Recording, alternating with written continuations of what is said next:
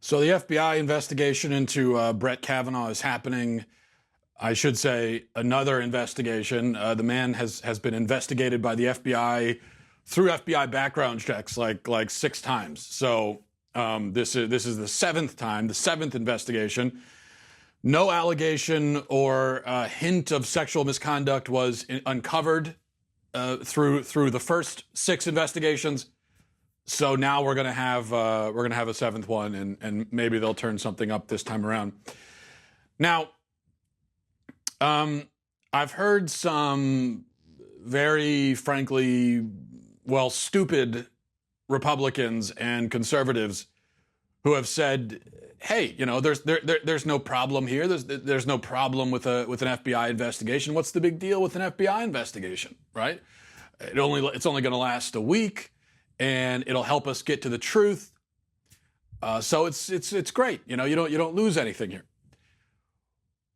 Well, to the people in that camp, you really need to wake up from your coma. I think it's time now. It's a time to awaken and look around and just exist within reality. I think it's really time for you to do that if you're in that camp. You need to realize that nothing the Democrats say is true. They're the ones who want this FBI investigation. Nothing they say is true. Nothing they say is said in good faith. Nothing at all.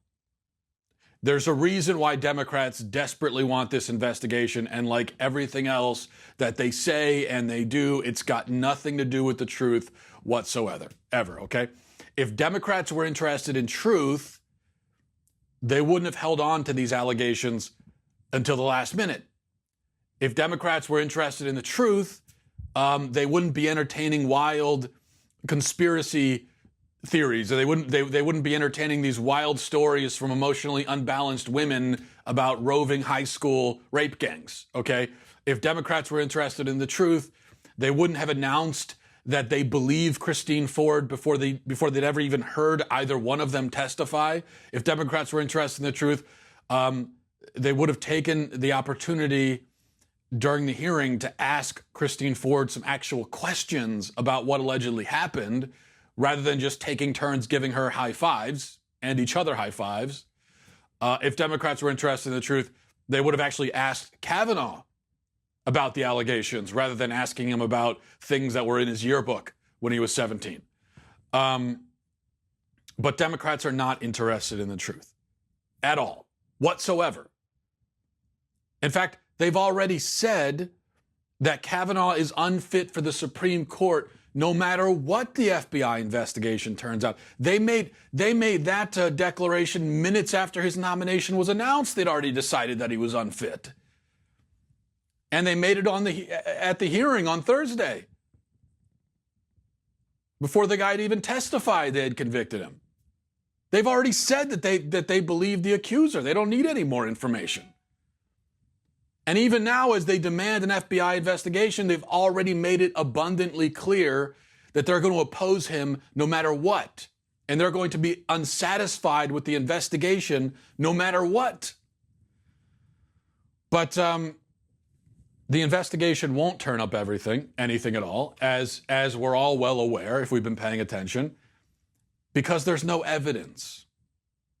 Okay? There are no witnesses. The accuser doesn't even know the year or the place that this attack allegedly happened. So they have nothing to go on. They have nothing to investigate. We talk about FBI investigation. An FBI investigation has to be investigating something. What are they going to investigate? The only thing they can do is get the people who are allegedly involved or allegedly present and ask them about it. Well, all of them have already been asked. And they've already put their answers down on paper in writing on the record under penalty of felony. And they've all said that it didn't occur. So what else are they going to say? It's not as though these people have said that, yeah, the thing happened, but it didn't happen exactly as Christine Ford said it happened. Well, if that was the case, then there would be something to talk about. But what they're saying is this didn't happen. This event didn't happen. Or if it did, I have no memory of it whatsoever. Christine Ford's best friend in high school saying, I didn't even know this guy. I wasn't at this thing. So what is she gonna say to the FBI? Is she gonna say it again in Greek, in Spanish? What does she need to do? Does she need to communicate it via sign language or carrier pigeon or Morse code? Does she need to draw a picture of it not happening? Does she need to sing it like an opera? I mean, what else can she do? What else can any of them do? Ford says that a certain party happened 35 years ago and a certain thing happened at that party. Everyone else concerned says that no such party happened.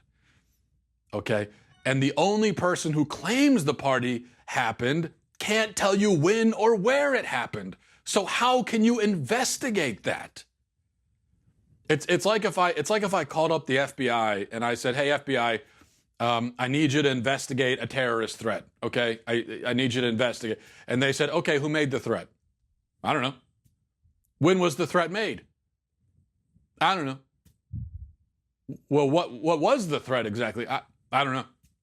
Where was the threat made? I don't know. What was the threat against? What's the terrorist going to attack? I don't know. Well, I don't know. I don't know. It's just there was a threat, okay? I mean, there was a threat. I remember the threat, and I remember how I feel when I heard the threat. I was very scared. So please investigate. No, the FBI wouldn't investigate that because there's nothing to investigate. There's nothing for them to go on. For me to say that a terrorist threat was made by someone, somewhere, at some point, is not enough. And by the way, in that analogy, at least a terrorist threat is the kind of thing that the FBI might investigate. On the other hand, groping allegations between high schoolers 35 years ago in the early 80s is not the kind of thing that a federal law enforcement agency investigates because it's not a federal crime. So the investigation will accomplish nothing of substance, lead nowhere. So why are the Democrats so intent on it? Well, there are three reasons why they're intent on it, okay? And again, it's got nothing to do with the truth. Number one, they want to delay Kavanaugh's confirmation so that they have more time to dig up dirt about him. Number two, they want to delay Kavanaugh's confirmation so they have more time to put pressure on the cowardly, squishy Republicans like Jeff Flake and Murkowski and Collins. And number three, they hope, although the FBI said they're not going to do this, but what they're hoping is that the FBI will follow irrelevant trails into unconnected but embarrassing matters, thus further destroying Kavanaugh's reputation. So they know that the FBI is not going to come up with evidence about this allegation. They know that, okay? That's what you need to understand. Everybody who knows anything, and no matter where they stand on whether or not this investigation should happen, they all know, every rational person knows that the FBI will not find out anything about this actual thing itself. What they're hoping, though, is that they'll find other information that's got nothing to do with sexual assault, perhaps, but will still be embarrassing for Brett Kavanaugh. And it goes without saying, as I said already, Democrats will demand another delay after this concludes. They'll call the investigation unfair, no matter how it's conducted, no matter how it concludes. Short of the FBI coming out and saying, yes, Brett Kavanaugh's a serial rapist and he's going to prison. Okay, short of that, they're going to be unhappy. They're not going to be happy with a week. They wouldn't be happy with 2 weeks. They're not happy with anything. Okay, so we understand this. So I say it again. No matter what, they will not be swayed. No matter what. The people who are against Kavanaugh will remain against him no matter what. Christine Ford could retract her allegation and it wouldn't sway them. It really wouldn't. Okay. One other thing. One other thing I want to mention here, somewhat connected. You're going to hear a lot this week, and we've already heard quite a bit in the last few days, but you're going to hear even more about Brett Kavanaugh supposedly lying under oath, okay, in front of the Senate. I know that the liberals are hoping that this is proven by the FBI investigation, but it can't be. It won't be either way. We'll get to that in a minute. But the claim is what we're hearing, and I think we're going to hear more about. This is the theme that's going to be hammered on quite a bit. Is that we know that Kavanaugh did lie at least a couple of times about a couple of seemingly silly things, but he lied. That's the claim. Because one, he was asked about the Devil's Triangle, which was something that he wrote in his yearbook about Devil's Triangle. He was asked, what does that refer to? He said it was a drinking game. Two, he was asked about boofing. Okay. Again, that was in his yearbook, and he said that it's flatulence, right? The problem is that, at least today, those terms don't mean those things. Okay, it's not what those terms mean today. Devil's Triangle is a sex act, and boofing is where you consume alcohol through your rectum. Okay, don't try it at home, kids, or at work. Actually, don't try it anywhere in general. So, especially at work, honestly, I mean, you really just shouldn't try it.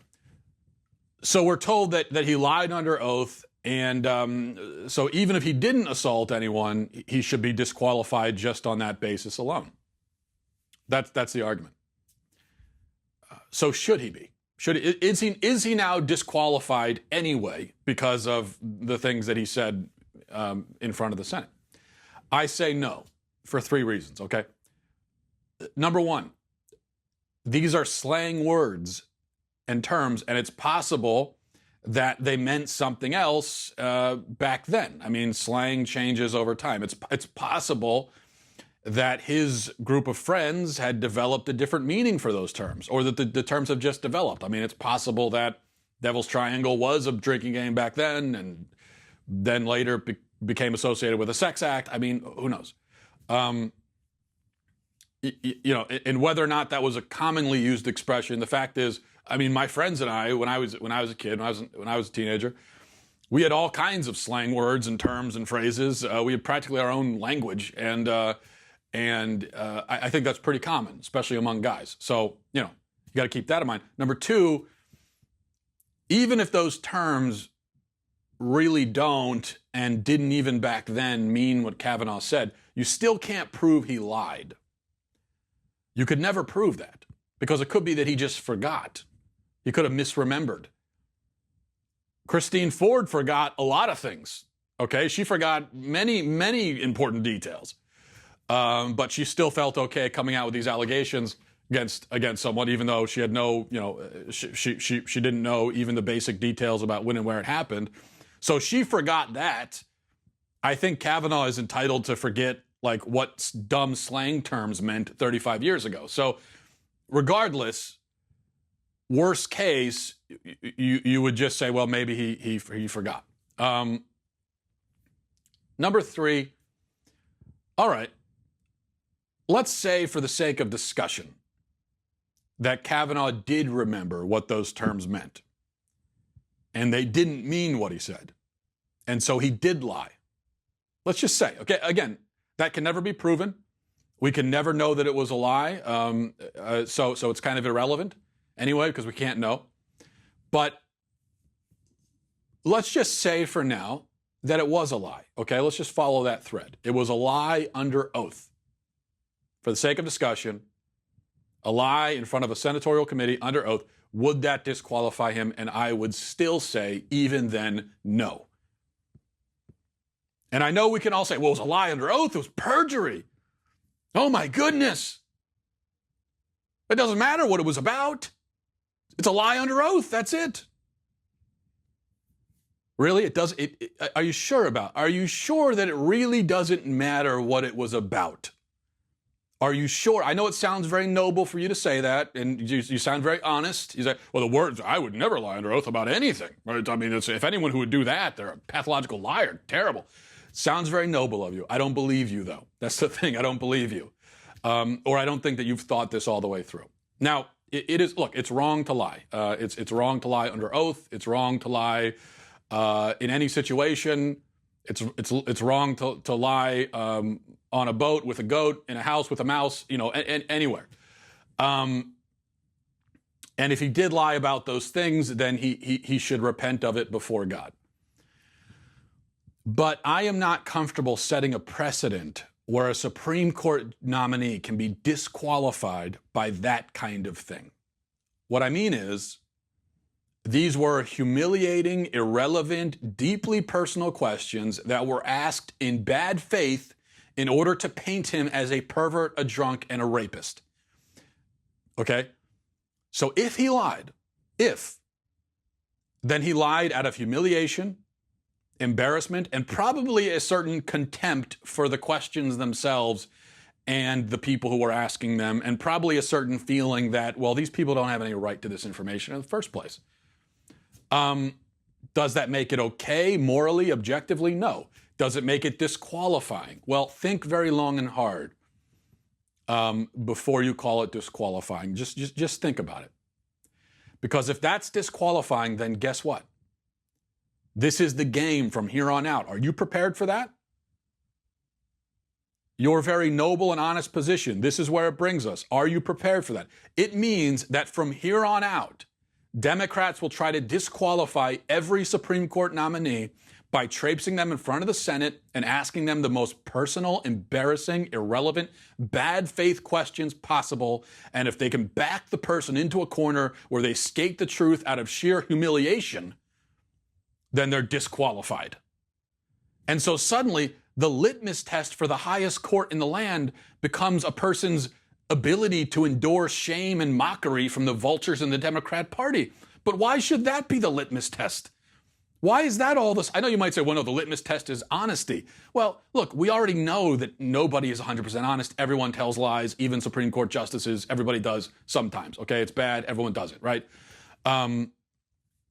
So it's not as though we're under any illusion that we're going to find someone who's 100% totally honest all the time. What we want to find out about, apparently, if this becomes a litmus test, it's will they be 100% honest in that situation with the most personal, irrelevant, embarrassing details asked by people in bad faith for the purpose of painting them as something that they are not? Will they be totally honest in that situation? And I say, why should that be the litmus test for the Supreme Court? Because it's got nothing to do with what the Supreme Court does. Nothing at all. I mean, this whole circus act has nothing to do with the Supreme Court. They're going to sit down and they're going to decide legal opinion. They're going to look at cases and apply it to the Constitution. And so if we've got someone doing that who draws a certain line and says, look, I'm just not going to, I'm not going to tell you this kind of information about, my personal life. Well, what does that have to do? Who cares? What does that have to do with whether or not they can assess the constitutionality of a situation? So, again, let's just follow this thread, okay? So what if the next nominee, you've got the next nominee up there, and they're under oath, right? And so they say, they're asked, Judge, we heard that you have a flatulence problem. Is that true? Judge, is it true that you peed the bed until 12th grade? Ma'am, is it true that you lost your virginity at the age of 14? Is that true? Is that true? Is it true that you lost your virginity at the age of 14, but you lied to your husband and you said you were a virgin when you married him? Is that true? Ma'am, did you suffer postpartum depression after your last child? There are reports of severe postpartum depression. Is that true? Ma'am, we need an answer. You're under oath, ma'am. Sir, there are reports that your wife caught you watching internet pornography back in 2007. Is that true, sir? You're under oath. Sir, we need an answer to that question.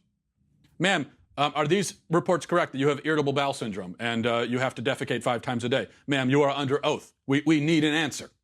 Ma'am, the country deserves to know. Sir, is it true that you had a homosexual experience in college? There are several reports of this, sir. We're going to need an answer to that. Sir, your homosexual experience, did it happen? Ma'am, is it true that you have a body odor problem?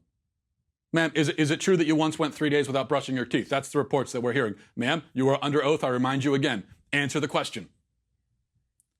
And on and on and on. Okay? Are we prepared to say that the only people qualified for the Supreme Court are those who are willing to be interrogated with questions like those and who will answer them honestly, even though they have absolutely no bearing on anything, and they're only being asked in order to paint a negative portrait of the nominee and to humiliate them? Are we prepared for that? So all these people saying, well, perjury is perjury, all perjury is the same. Really? Is it? I mean, is it honestly, though? Is it all exactly the same?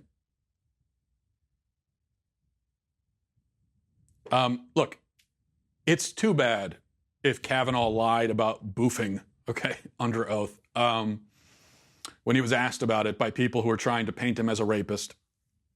I think his better course would have been just to refuse to answer those questions completely. That would have been, if it was a lie, I mean, the better course would have been to not answer them.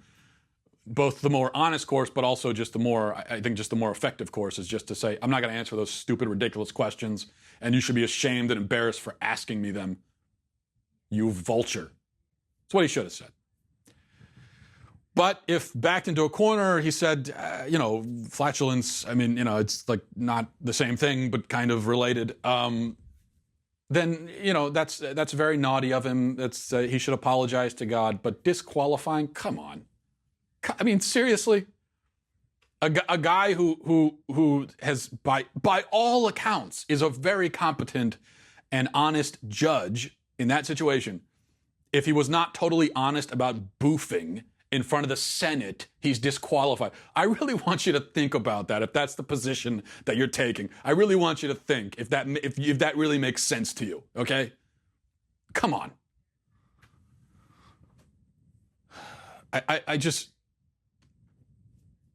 I'm not saying we become moral relativists or we become ends justify the means kinds of people, but we can't. The Democrats and liberals are playing a game, and we have to stop so willingly going along with it. Right? I mean, but we'll see what the FBI turns up. Maybe they will follow the boofing trail to its conclusion, and then and that's what this will become all about. Who knows? All right. Have a great day, everybody. We'll talk to you tomorrow. Godspeed.